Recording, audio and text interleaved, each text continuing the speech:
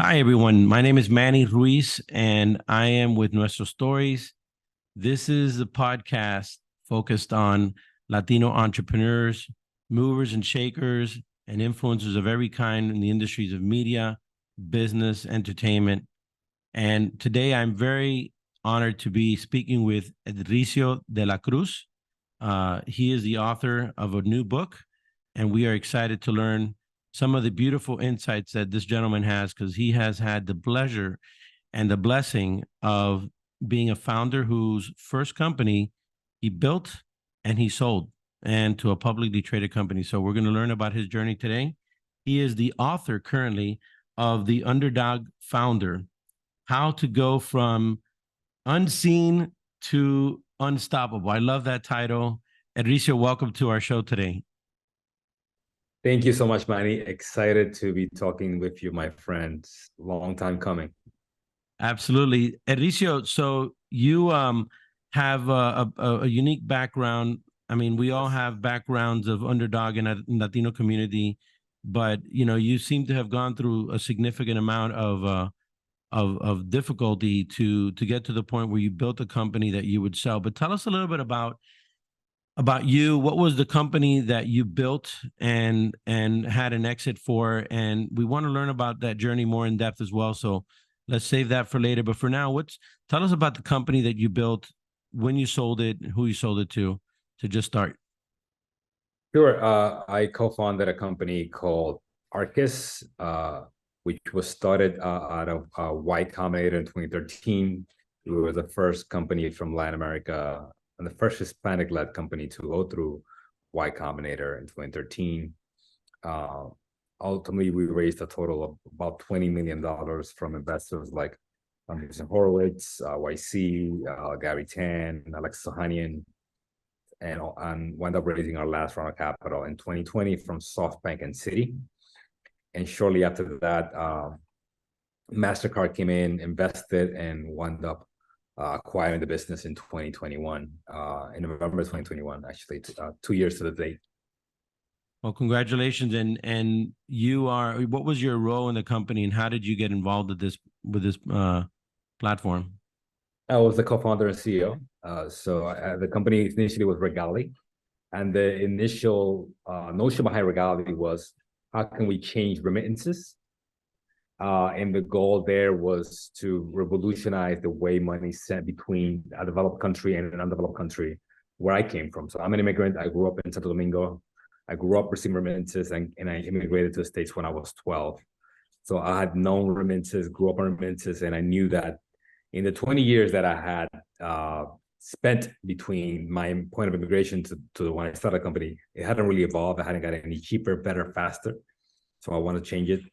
Ultimately, that business failed for multiple reasons, but I wound up pivoting into what became Marcus, which was a payments platform in Latin America. So fintech is a platform. It's a vertical. It's very popular for investors.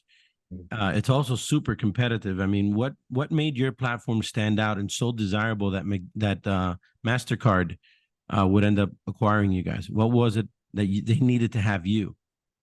So I covered this in the book, and one of the chapters I dedicated was nail one thing at a time.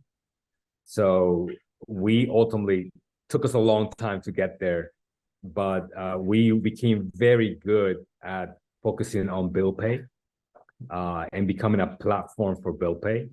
It's a boring product, but the good thing about fintech is that even the most boring niche products are massive. And you wouldn't have believed that a bill pay in Mexico is a huge business. It turned out that it was. It just took us a long time to figure that out. Well, it took me a long time to figure that out as a CEO, as a first-time entrepreneur.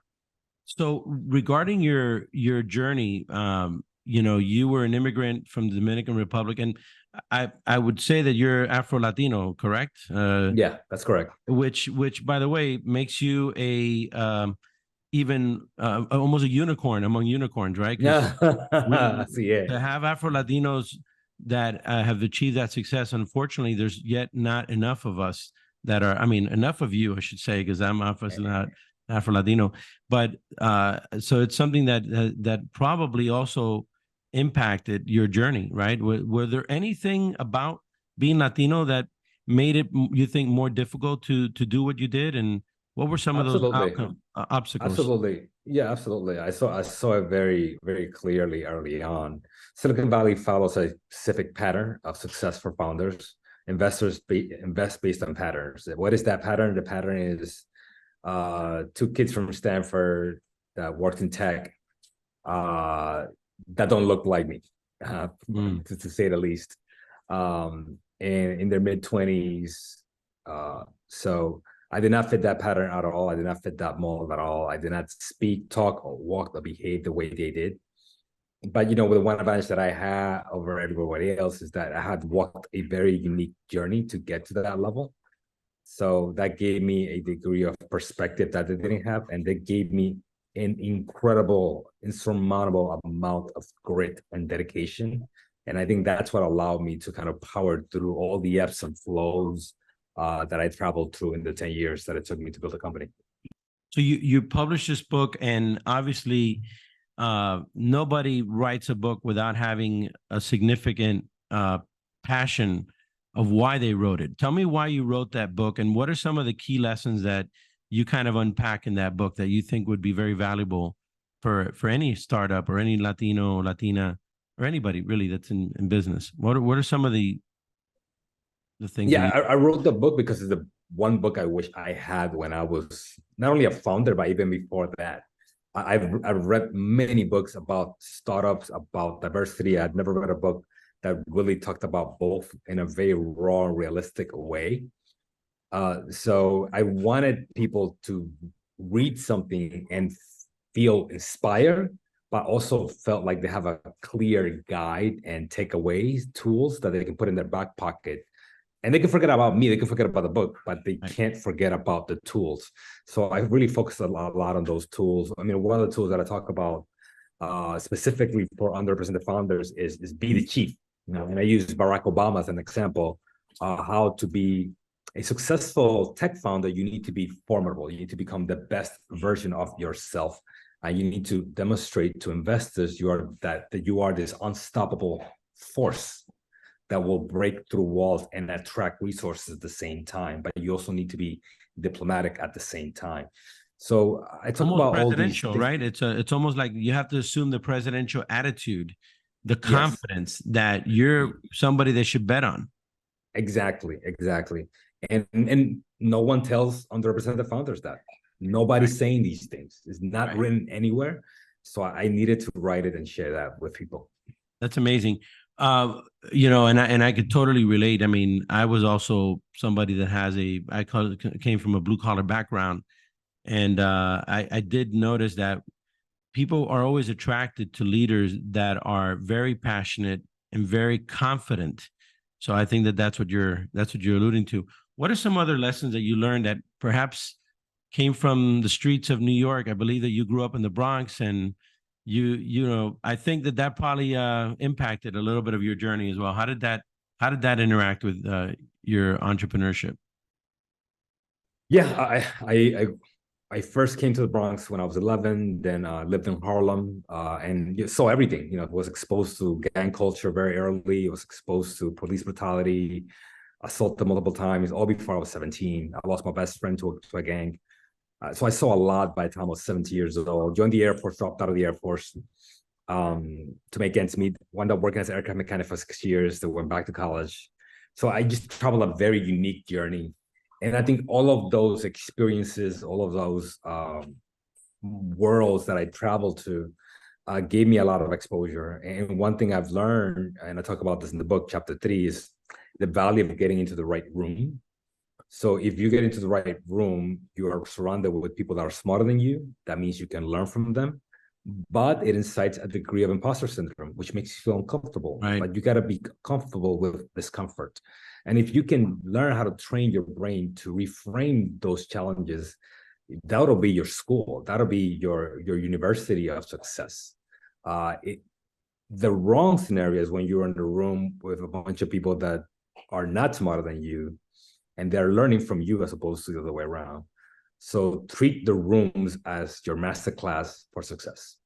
That's amazing. Let me ask you this question. Obviously, fintech. I mean, it is an arena that requires an expertise, right? So you had to have gone there confidently, but also because you felt sure that you knew enough about something or a problem to try to solve it. Would you say that that was a key to success? That you may not have done a business before, but you knew the fintech problem you were solving very, very well, and just had to be very focused on it. Would you say that was a key? I think you nailed it, Manny. One thing I tell founders all the time is the easiest way to start a company is not doing market research, is figuring out what personal or professional problems you have had where you have a key insight that 99% of other people don't have access to, whatever that is. I remember when I walked into the room at YC, 10 years ago, everybody there was an expert in different things, but I was the expert in remittances. So I was going to be the one teaching them about remittances because I have been through it from both sides. So if you can walk in there with that confidence and that conviction about a problem, that just makes you sound more confident. You and I have encountered in our trajectories respectively, I'm sure, hundreds of entrepreneurs. What do you think are some of the common mistakes that young entrepreneurs in the startup world are making? It's a problem that you see over and over. I'll just start with mine. I think a lot of them underestimate how much grit it's going to take to be successful. I'll tell you that grit is where I see that a lot of people fade away. They might have had a good idea. What would you say is one of your observations as to what startup founders sometimes miss that you wish you could tell them? Well, to repeat the one that I just said, again, they tackle problems where they don't have expertise on. That's a very common one. Another one is that they try to do too many things at the same time. So even at the idea stage, the initial product is trying to solve too many problems at the same time instead of trying to solve one problem. And typically when they solve a problem, it's not a hair on fire problem. And when it's not a hair on fire problem, it's very hard to get traction. So I always say, try to focus on creating a product that is a painkiller, not a vitamin. That's awesome. What would you say is probably one of those insights that you would have given yourself? I mean, if you were to do it all over again, what was something you wish you had known earlier? Because obviously experience and time and finishing something tells you, oh my God, everything is 2020. What was one of those key things that you got at the end of your Yeah, no, I think in my journey, I think in hindsight, I wish I would have treated the startup more like an experiment at the early stages and less like a business. When I share the story of how I raised $3 million coming out of YC, and I was off to the races. I wound up burning a ton of money in a product that didn't work. And then I made this mistake again, and then again. Instead of treating it like an experiment and be gradual about things, I would have had a lot more success a lot faster. Granted, you can't knock the end result was fantastic, an incredible outcome, but we've kind of gotten there a little bit sooner had I able gone through the cycle much quicker. So making mistakes faster and just moving on faster, in essence. Yes, iterating on. Yeah, Silicon Valley talks about that all the time. Make a mistake. Yeah, I forget the same, but yeah, it's move fast can break things. But I took that approach. I thought that I had a business already, and when you think you have a business, you start doing things like hiring staff, hiring agencies, spending on marketing, and that's the wrong approach. The right approach is I have an experiment. I'm going to test a hypothesis. I'm going to collect lessons and then keep learning. And you keep it small until you have enough proof points that you have a business. So what would you say is some advice about, I know you had co-founders, right? For your company. What were some lessons about picking your co-founders? Because, a lot of us, let's face it, as Latinos, we need co-founders. We don't always have the largest number of people willing to do something with us, or we can hire them. How did you pick yours so strongly? What do you think helped you to pick the right co-founders? I've made some great decisions and some poor ones, as I alluded to in the book. I think the best practice is to go as small as possible and pick people that complement your professional skill set, but aligned with your vision. So if you're a person that if you know sales very well, you should pick somebody that's technical and that can build a product, and vice versa. But you want somebody that can that's aligned with your long-term vision of what you're trying to do in the world.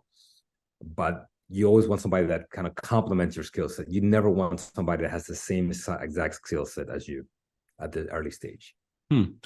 And the process of getting acquired, I've been through it with a publicly traded company myself. It's exhilarating. It's surprising for me because I remember when we built our first company, we never built it to sell it. I'll be honest with you. I just was happy to have a company that would pay the bills, let alone that we would sell it. What was that like, selling to a publicly traded company, the brand Mastercard? I mean, did you feel that process was going to end up with a sale, or because it must have been a surreal feeling? What was that like?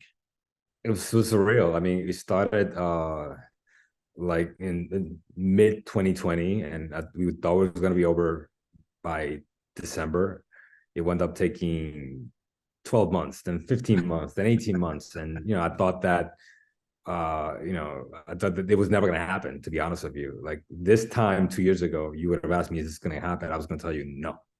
And I was at the time I was going to kick it out of my own company because I was there only temporarily. And again, I covered this details in the book. So it was exhilarating. It was daunting. It's, the degree of scrutiny that you go through is pretty intense, pretty challenging. Yeah. And given the magnitude of this acquisition, because it was such a big deal in LATAM, there was a lot of eyes on it. So luckily we were able to execute it through the end and come to fruition. And, it's a dream come true for a lot of people. So I'm really glad it happened. So what's next for Edrizio right now? I mean, you obviously have a terrific story behind you and a great book, which we want to know about where we can purchase it and what other plans you have next. What's next for you, and where can we get your book? Yeah, you can get the book, The Underdog Founder, on Amazon or Apple or Barnes & Noble. Right now, I'm really focusing on just promoting the book, promoting the stories. I'm not trying to make any money on it, but I am trying to make sure that as many young people get access to the stories, because the stories are powerful, right? You can't be what you can't see. And I think stories like this can dramatically shift a young person's trajectory in their entire life from one book. So if I can get this to 1 million young people, then I've succeeded. Are you, just out of curiosity, in your family, are you the first entrepreneur? I mean, yeah. I mean, my are mother you like used somebody to sell, that your uncle, yeah. your nephew or niece to say, "Oh, my tío, the business guy, he's the one that did it." Yeah. Are you that in I your mean, family? Yeah, I mean, my mom sells, pots and pans for Royal Prestige, but I wouldn't know if I counted that. But yeah, definitely first entrepreneur. The first entrepreneur. Awesome. Yeah. Well, listen, Edrizio, thank you so much. We are very enthusiastic about your journey, and we know we're going to see you in something else after your book tour is done. So we look forward to hearing what that's about. But thank you for your inspiring story, and we will make sure that we would purchase the book. And you also, do you have it in Spanish, out of curiosity? Not yet, but I'm working on it. Yeah, let's do that, because you gotta make sure that it becomes more accessible to the fans of Edrizio. All right, my brother. Have a great one. God bless, and much blessings in your journey with your book. Thank you, man. Cheers. Thank you.